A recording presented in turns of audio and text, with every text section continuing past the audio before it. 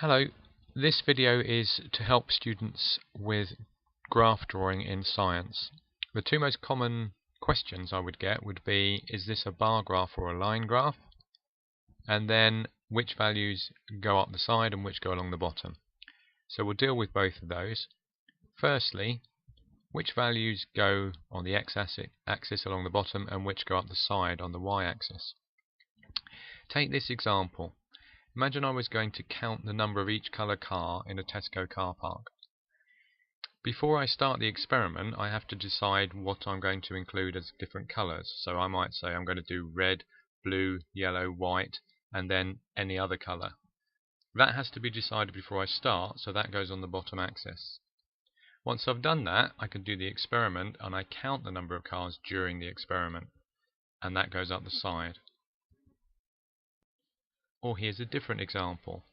I'm going to change the pH of a solution. I'm going to add acid to alkali in a beaker, measure the pH with a pH probe, and record the pH. So I'm going to add acid, and I need to decide how much acid I'm going to add each time, and I do all that before I do the experiment. So that information goes along the x-axis at the bottom. During the experiment, I measure the pH. So that goes on the y-axis at the side. If you're given a set of data, then there's a very simple rule. The left-hand column, the first column, is the x-axis. So in this example, the pH of water is the left-hand column, so that goes along the bottom. The number of tadpoles goes up the side. Right, let's look at this table. Somebody has used different masses to extend a spring, and they've measured the mass of the weight added and the extension distance. Let's apply both rules. First rule, the left-hand column, mass, would go along the bottom and extension up the side. The second rule, somebody's obviously chosen to add 100 grams at a time. That was done before the experiment started. During the experiment, they measured the length of the spring. They measured the extension, so that would go up the side of the graph. Okay, bar graph or line graph. Now that's quite a tricky thing to work out. I'm going to give you a rule that I want you to try and use, and this should help you. The rule is this: if we take our table with the spring data, you just pick any 2 points on the x-axis. So I've picked 200 grams and 500 grams. And the question you ask is, can I have something halfway between those two values?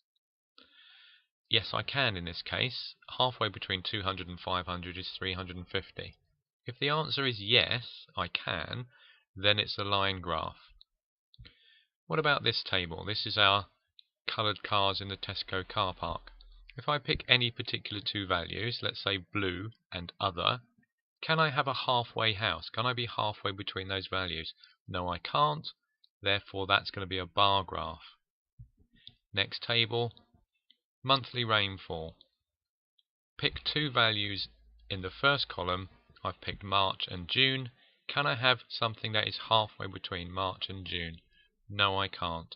That's going to be a bar graph. What about the change of pH graph? Can I have something halfway between 10 and 20? Yes, I can. That would be 15. That's a line graph. And then one more. Have a look at this one. Pick any two values. Can you have something halfway between? If you pick any values in the left-hand column, you can have a number halfway between. Therefore, that's going to be a line graph. Okay, so let's talk about actual plotting. For a bar graph, you have the unusual thing of putting values between the lines. On the y-axis, the values go up in regular intervals on the lines. But the x-axis has values between the lines, and this is shown in this picture. If we look at the data for the cars in the car park, we are going to put the colour of car on the x-axis. That means we need to label between the lines, as shown here. To set up the y-graph, you have to look at your data. The numbers on the y-graph have to go up in regular intervals and be on the lines. My highest number here is 24. So I've worked out on my graph that if I go up in fives, I can go up to 25 and fit all the data on. Then it's just a case of plotting the values making sure that the lines at the top are just over the bars and not connected to the y-axis. Then I can colour it in and label the axes, and I've got my finished bar graph.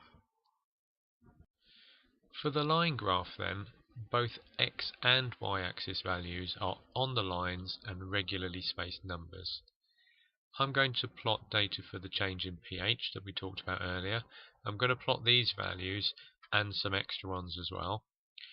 On my x-axis, I'm going to go up in tens on the graph, and on the y-axis, I'm going to go up from 0 in 2s up to 12, so that all my values can fit on. I plot my values by finding the number in the left-hand column on the x-axis, the number in the right-hand column on the y-axis, and then putting a cross where these two lines meet. I only want a cross, I don't want any lines on the graph. Then I can join up all the points in the graph with a smooth line called a line of best fit. It can be a curve, it can be a straight line. It doesn't have to go through all the points, but it should be smooth. And then we have our finished graph. And that, hopefully, will help you next time you have a science graph to draw.